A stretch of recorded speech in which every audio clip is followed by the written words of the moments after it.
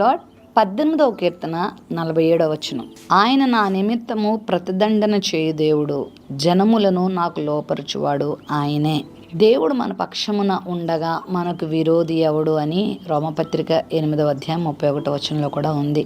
మన పక్షంగా దేవుడు ఉన్నప్పుడు మన మీదికి లేచు వారితో ఆయనే పోరాడేవాడై ఉన్నాడు, వ్యాజ్యమాడేవాడై ఉన్నాడు, ప్రతిదండన ఆయనే చేయవాడై ఉన్నాడు. ఇక్కడ దావీదు భక్తుడు అంటున్నాడు, నా మీదకి లేచు వారిని నేనేం చేయాల్సిన అవసరం లేదు, నా ప్రభువే వారికి ప్రతిదండన చేస్తాడు, దేవుడే వారికి తగిన ప్రతీకారాన్ని చేస్తాడు. చాలా సందర్భాల్లో దావీదు తన వ్యాజ్యాన్ని ప్రభుకి అప్పగించాడు. ప్రభువా, నేను నీకు అప్పగించాను, నువ్వు చూసుకో అన్నప్పుడు దేవుడే దావీదు పక్షంగా కార్యాలు జరిగించాడు.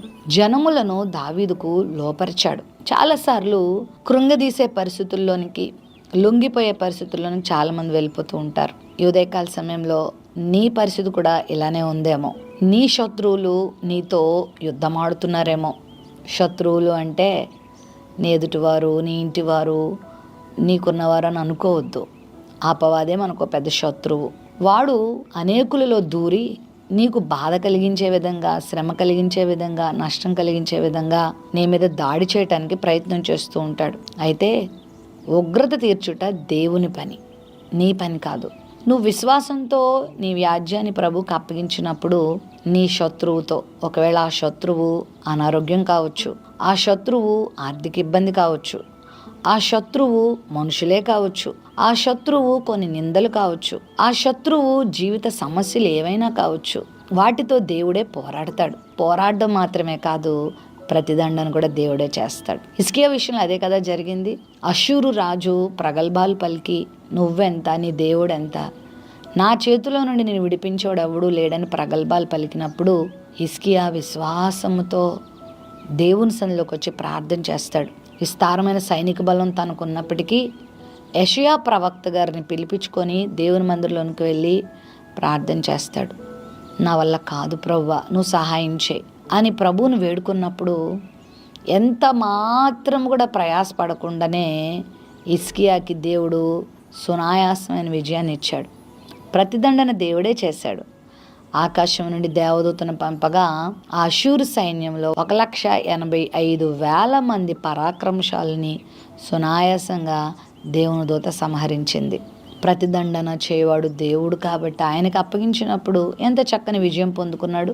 ఏ రాజు అయితే ప్రగల్భాలు పలికాడో అదే రాజు తన దేవత గుడిలోకి వెళ్ళగా తన కొడుకులే ఆయనను సంహరించారు. దేవుని మీద నువ్వు ఆధారపడినప్పుడు నీ శత్రువుతో పోరాడి నీకు విజయం ఇచ్చేవాడు దేవుడు. కృంగిపోవద్దు. నేను ఒంటరిదాన్ని అయిపోయాను, ఒంటరివాడిని అయిపోయాను, నా పక్షంగా పోరాడేవారు ఎవరూ లేరు, నాకు తోడుగా ఉండేవారు ఎవరూ లేరు, నన్ను అర్థం చేసుకునేవాళ్ళు ఎవరూ లేరు, ఈ సమస్య నుంచి నన్ను బయటికి తీసుకొచ్చేవారు ఎవరు అని నువ్వు బాధపడాల్సిన అవసరం లేదు.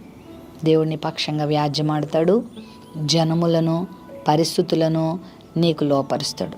నువ్వు దేనికో లోబడిపోయేలాగా, నువ్వు అణిగిపోయేలాగా, నువ్వు చితికిపోయేలాగా, నువ్వు వేసారిపోయేలాగా, నువ్వు తలవంపులు తెచ్చుకునేలాగా నీ దేవుడు ఉంచడు. జనములనే, పరిస్థితులనే నీ వశానికి ఆయన తీసుకొస్తారు. నీ జీవితంలో గొప్ప కార్యం దేవుడు చేస్తాడు.